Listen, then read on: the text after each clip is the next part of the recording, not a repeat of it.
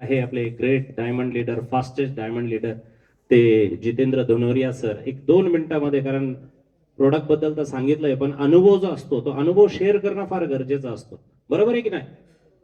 तर जोरदार टाळ्यांनी जितेंद्र धनोरिया सरांचं आपण स्वागत करूया. दुपारची वेळ आहे, जेवणाचा टाइम झालाय मला माहिती आहे, आणि तिकडे आपली सगळी तयारी पण झाली आहे. तो जरा जोरदार. हा मित्रांनो नमस्कार. मी मराठीत बोललं तर चालेल है ना, पण थोडा हिंदी मध्ये बोलेल, हिंदी मराठी दोन्ही कॉकटेल मध्ये चालणार ना. माझं नाव जितेंद्र धनोरिया, मी पण मुंबई मलाड मध्ये राहणारा. सरांनी डॉक्टर जयेश पटेल साहेबांनी एवढी सुंदर तुम्हाला माहिती दिली, खरोखर मनापासून एकदा डॉक्टर सरांसाठी जोरदार टाळ्या होणं गरजेचं आहे. कारण आमचे डॉक्टर साहेबची मीटिंग होतात मुंबईला, तिथे तुम्हाला बसायला जागा मिळणार नाही, कारण एवढे बिझी आहेत. पण आज डॉक्टर साहेबांनी आम्हाला वेळ दिला, वेळातनं वेळ काढला आणि आज आपल्याला मार्गदर्शन दिला.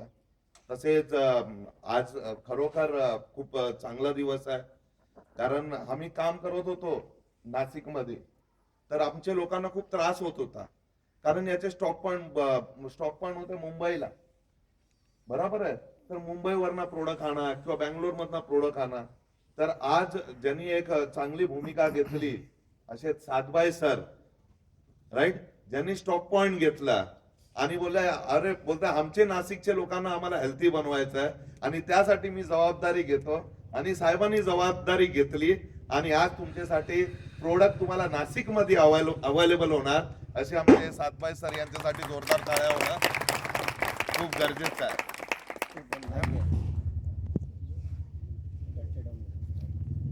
तर खूप गरजेचं आहे. तर आम्ही खूप लकी आहेत की सातबाईंनी आज जबाबदारी घेतली, रिस्पॉन्सिबिलिटी घेतली आहे.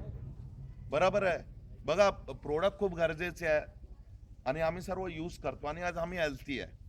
बरं, लोक बोलतात अरे नाही घ्यायचं मला प्रोडक्ट, मी नाही घेणार, मला चाललंय, मी आज हेल्थी आहे, स्ट्रॉंग आहे, असं नाही. कारण माझ्या बरोबर एवढी दुःखद घटना घडली, मी तुम्हाला एक्सपिरियन्स शेअर करणार. बरं, माझी आई 65 वर्षापर्यंत ना तिने कधी एक गोळी खाल्लेला, ना कधी मेडिकल स्टोर मध्ये गेलेले, आणि हेल्थी होती. एक दिवस असाच आला की जी तू माझ्या पोटात फोन केला, माझ्या पोटात खूप दुखतोय, तू जरा घरी ये. मी घरी आलो, आईला घेऊन गेलो हॉस्पिटलमध्ये. नानावटी हॉस्पिटल मुंबईमध्ये एकदम फेमस हॉस्पिटल आहे पार्लामध्ये, तुम्ही कधी बघितलं असेल किंवा ऐकलं असेल. मी घेऊन गेलो नानावटी हॉस्पिटल. डॉक्टरनी मला सांगितलं तुझ्या आईला कॅन्सर आहे आणि 3 महिन्यामध्ये एक्सपायर होणार, तोंडावर सांगितलं. मी बोला डॉक्टर साहेब दुसरा कुठला इलाज आहे? आम्हाला या गोष्टीची माहिती नव्हती त्यावेळी 2010 साली. दुसरा काय? बोला केमोथेरपी आणि रेडिएशन तुम्हाला ट्रीटमेंट घ्यायला लागेल, तर तुमची आईचा लाईफ एक्सटेंड होणार, पण ती जाणार. मी बोललो साहेब तुम्ही मला सांगा. मी हात जोडलं तिला, डॉक्टरला, तुम्ही मला जे बोलता, कारण त्या गोष्टीचं सर्व काय नॉलेज नव्हता, राईट. तर मी बोला तुम्ही जे सांगेल ते मी करायला तयार आहे. 20 ते 25 लाख रुपये मी खर्च केले नानावटी हॉस्पिटलमध्ये. बरोबर आहे, पण माझी आई जिवंत नाही राहिली. बरोबर आहे. आज या बिझनेस, आज हा सामीचा बिझनेस करण्याचा मेनच इंटेन्शन आमचा हे आहे की माझी आई एक्सपायर झाली, पण मी भरपूर आईना वाचू शकतो या या कंपनीत. खूप जबरदस्त प्रोडक्ट आहे आपले, आणि खरोखर म्हणजे आपण हेल्थी राहणार, लाईफ मध्ये कधी आजारी पडणार नाही. आणि मला तरी असं वाटतं की कोणी आजारी पडू नये, कारण मी माझी आईला 9 महिने बघितले. कारण एक माणूस मरतो, पूर्ण परिवार मरतो. बरोबर आहे की नाही? तर खूप जबरदस्त प्रोडक्ट आहे. जसा सरनी आज दाखवलं, एवढा जबरदस्त सांगितलं, 3 रूल फॉलो करायचं.